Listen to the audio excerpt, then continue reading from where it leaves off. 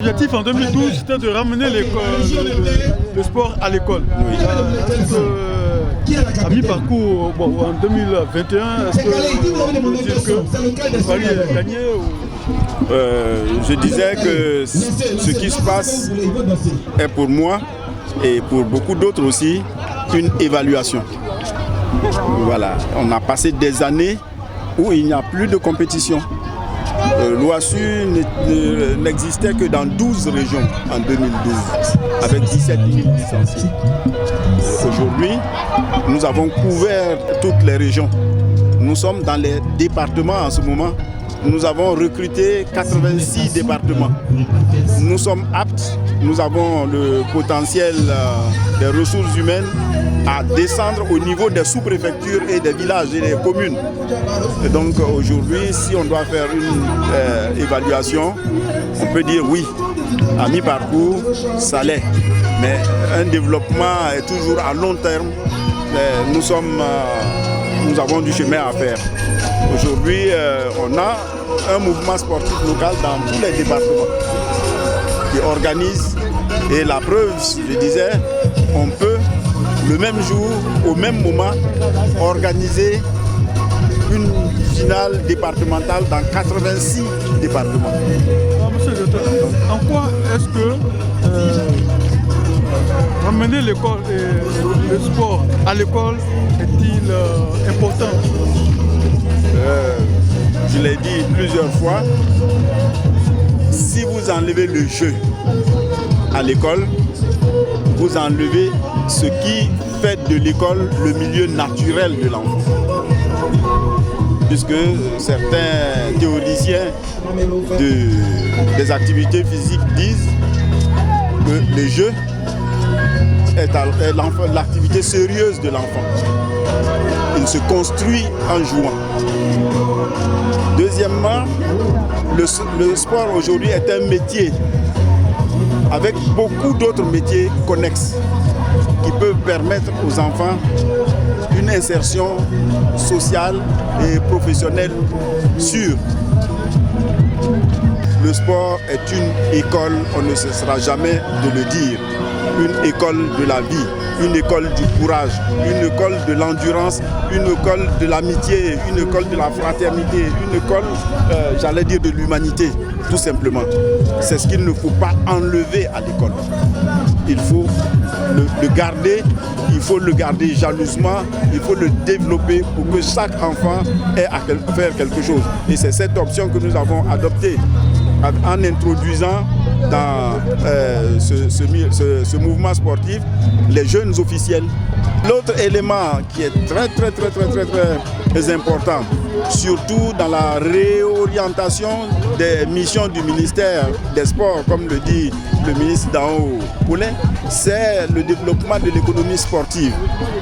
À la base, c'est déjà que le nombre de pratiquants du sport donc qui ont une consommation liée à cette pratique atteigne un seuil qui fasse que ce soit sensible dans l'économie nationale. Donc mettons comme ça 60 à 70% de la population qui pratique. Mais c'est facile à attraper à l'école puisque l'école est obligatoire en Côte d'Ivoire jusqu'à 16 ans. Donc tous les enfants passent dans ce créneau. Mais tous les enfants ont la possibilité de toucher ce sport, d'être acteur direct en tant qu'athlète, mais d'être acteur en tant que coach, en tant que jeune reporter, en tant que jeune secouriste, etc. Voilà, au bout, c'est toute la population qui va passer et que nous sommes capables d'attraper dans la filière scolaire. Qu'est-ce qu'il faut en ce moment à l'OASU pour atteindre sa véritable vitesse de croisière? Premièrement, il y a que tous les acteurs poussent dans le même sens, poussent l'attelage dans le même sens, de telle sorte qu'on n'ait pas quelques-uns qui sortent quelquefois avec des arguments quelquefois qui ne tiennent pas. Par exemple, d'autres nous reprochent de ne pas distribuer des espèces en récompense. Le mouvement sportif scolaire et universitaire a une déontologie qui fait que, de telle sorte qu'on ne distribue pas des espèces sonnantes. Voilà. On peut donner des avantages et dans le temps ça se faisait. c'est que les athlètes universitaires avaient des résidences, voilà, et ils avaient le moyen de transport pour aller à l'entraînement, pour aller aux compétitions. Il y avait des avantages. Il faut que ces avantages puissent revenir à travers les crews et toutes les œuvres universitaires qu'il y a. Il faut que les ressources de l'OASU permettent d'organiser les compétitions de façon sûre jusqu'à un niveau. Il ne faut pas que ce soit sous une certaine contingence. Voilà. Il faut que chaque année nous soyons sûrs d'arriver à un certain niveau, ce qui peut appeler et fidéliser des sponsors, puisqu'il y a de la matière. Regardez le cross éclaté partout en Côte d'Ivoire. Nous sommes pratiquement en vacances, mais si ce n'était pas les vacances, vous auriez vu le monde qui serait là.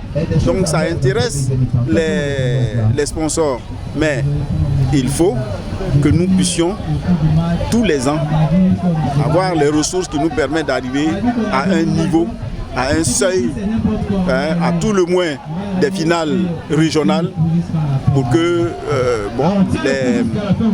des sponsors soient intéressés et fidélisés, qui nous permettent de prendre le reste en charge.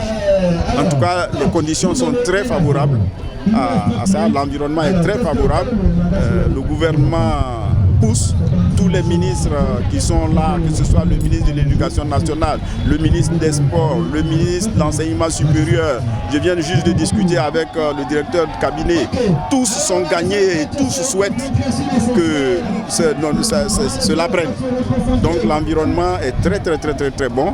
Et le président de la République lui-même nous a tellement encouragés quand il nous a reçus et félicités dans le temps en donnant des instructions supplémentaires pour qu'on puisse aller le plus haut. Je dis, l'environnement n'a jamais été aussi favorable et il faut transformer l'essai. D'année en année, on doit pouvoir monter et je suis sûr que l'année prochaine, au même moment, on aura des compétitions de meilleur niveau, on aura une participation plus massive à la base et des résultats, des engagements très très très visibles. Merci.